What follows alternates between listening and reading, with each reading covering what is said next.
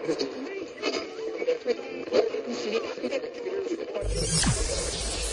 ready for unique, rare, and little-known treasures from the golden age of radio.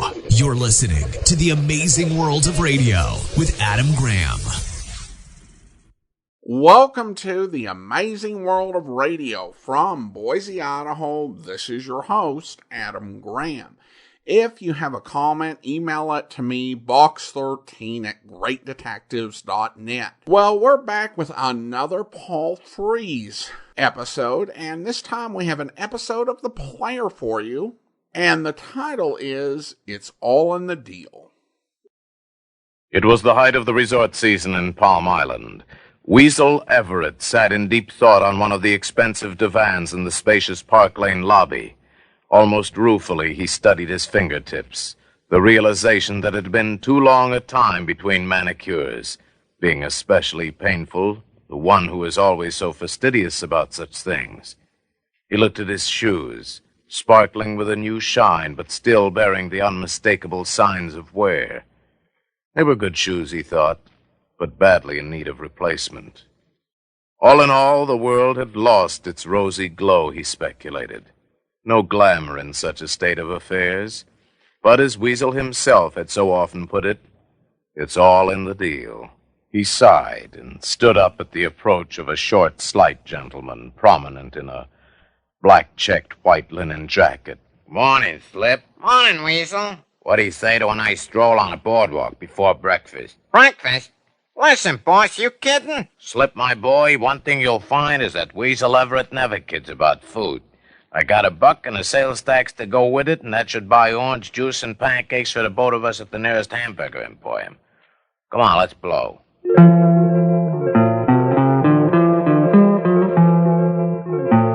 And so begins another play as told by the player, America's most versatile actor, Mr. Paul Frees, who will continue after a brief message from your announcer.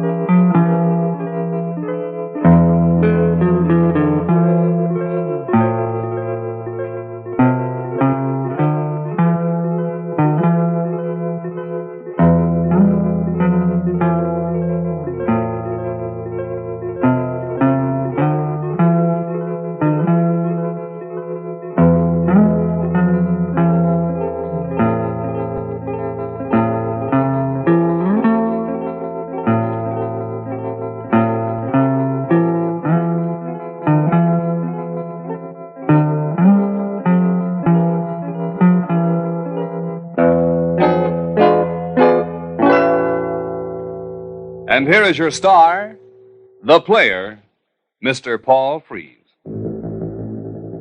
How do you do, ladies and gentlemen? This is The Player, welcoming you to our presentation of It's All in the Deal.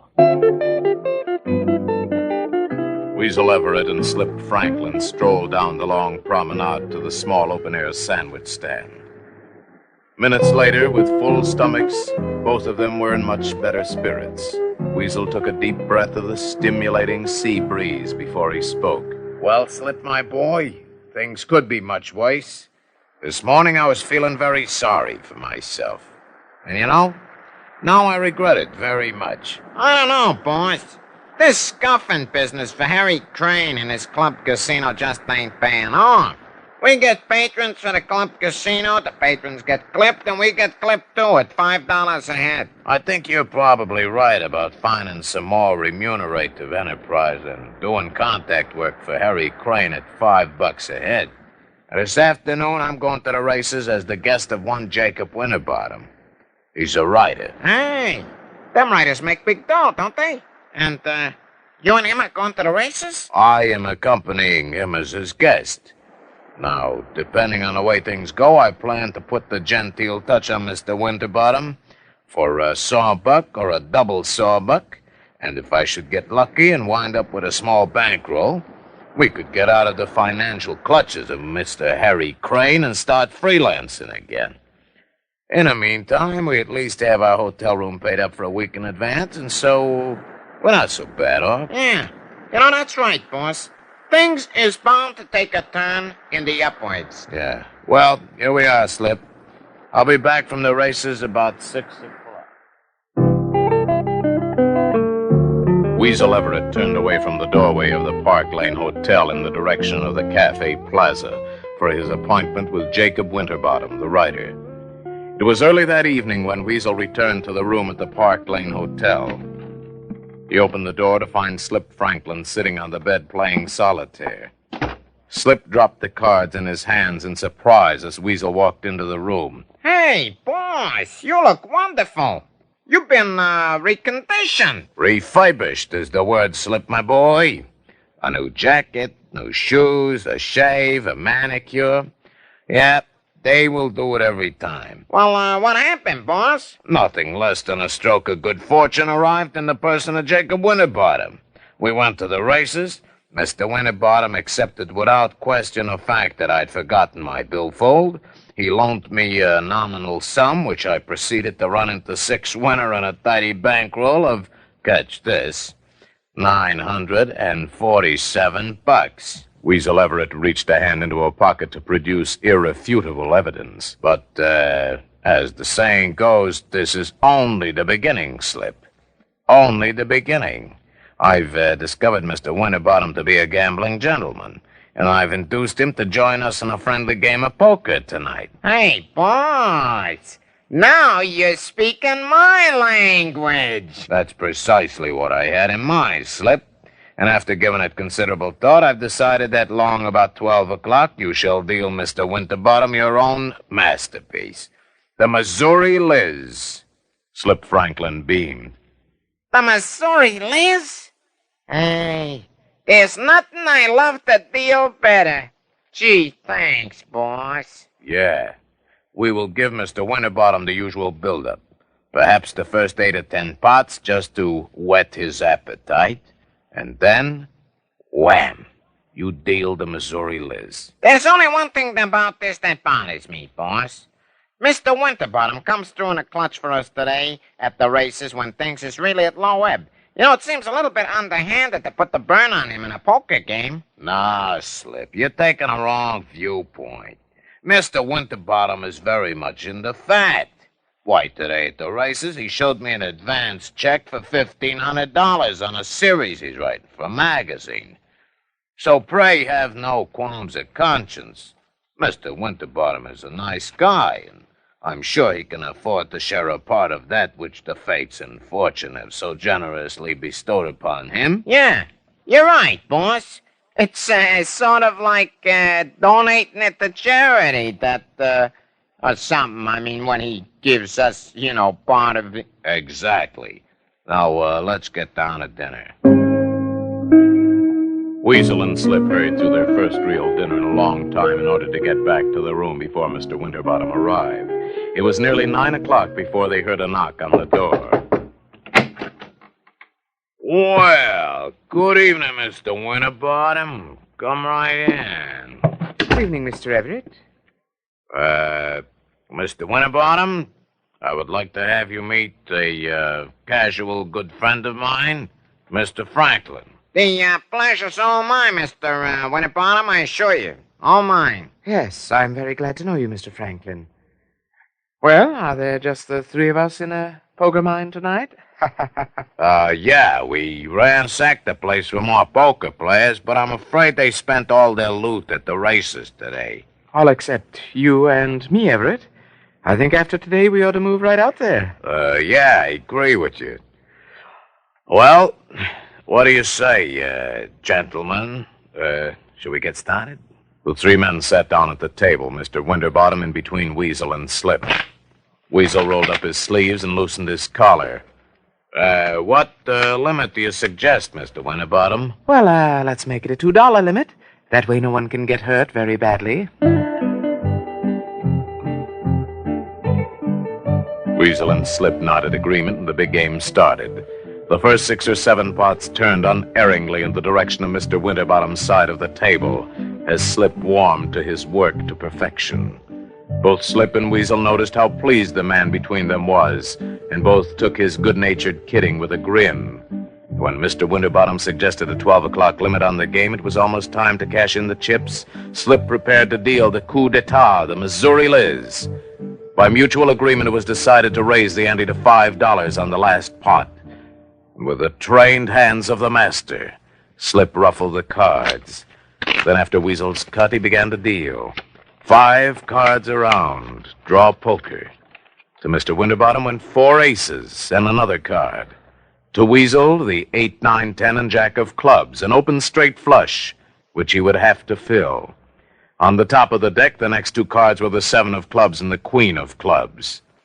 Slip's trained fingers had put them there in the shuffle, and both men knew that if Mr. Winterbottom played a pat hand, Weasel would get the 7 of clubs to fill his straight flush. If Mr. Winterbottom drew 1 card, Weasel would still get the queen of clubs to fill. Mr. Winterbottom smiled as he opened the pot. I'll, open for the limit, gentlemen.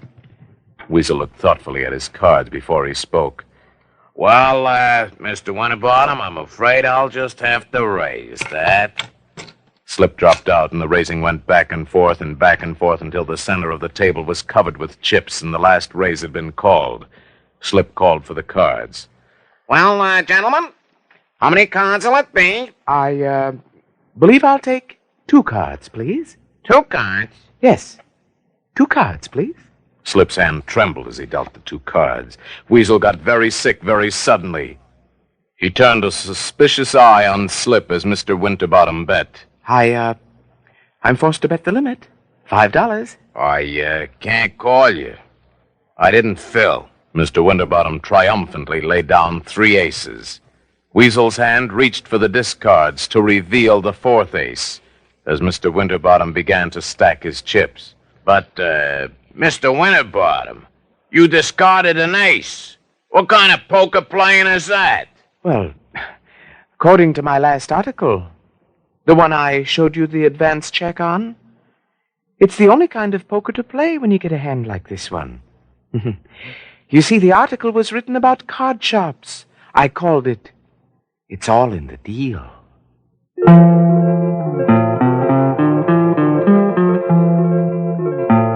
And that's another play by The Player, your one-man theater, Paul Frees, who portrays all of the parts. Mr. Frees will return after a short visit with your announcer.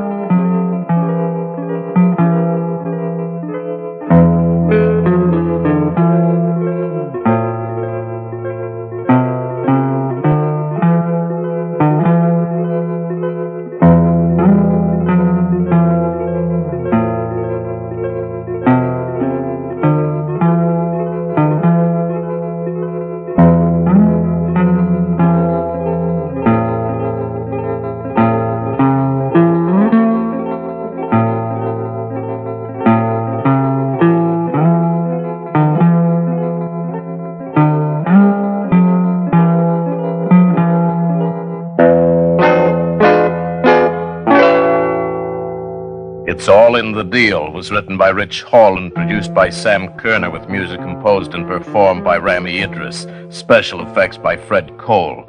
Your announcer was Gary Goodwin. Won't you join us again when we present another exciting story for your entertainment? This is The Player, Paul Frees saying goodbye. Until next we meet.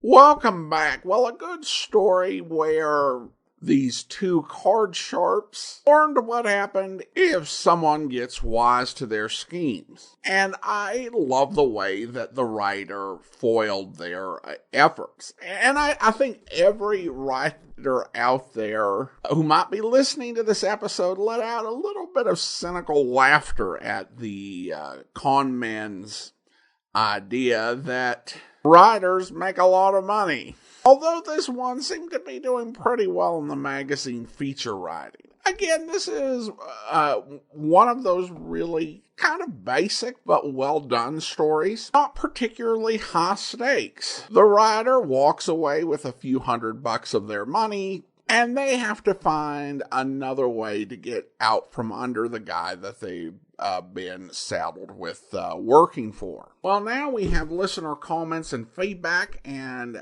Hank writes on YouTube, thanks. Paul Frees has one of the great noticeable voices that I've enjoyed forever. Well, thanks so much, Hank. And definitely, he has been such a big part of so many people's lives and childhoods. So it's fun to hear him get this opportunity in this radio series. Well, that will actually do it for today. I hope you enjoyed it, and we will be back next week with our final Frank Graham episode. In the meantime, do send your comments to box13@greatdetectives.net. Follow us on Twitter @Radio Detectives and check us out on Instagram, instagram.com/greatdetectives. From Boise, Idaho, this is your host, Adam Graham, signing off.